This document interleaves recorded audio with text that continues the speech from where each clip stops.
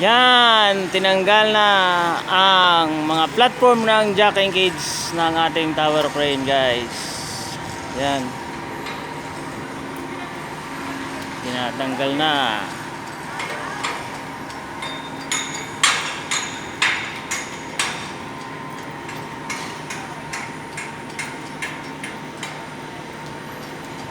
Yan yung jack and cage natin.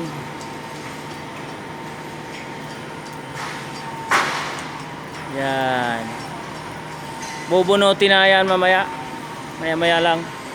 Susunod na yan pagka natanggal yung platform na nagpakakabit.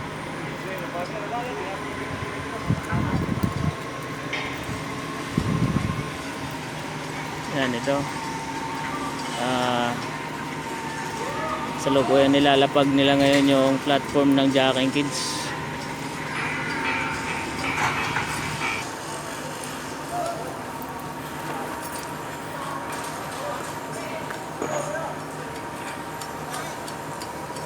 Guys, kung mapapansin natin yung counter jib at saka cabin, wala na.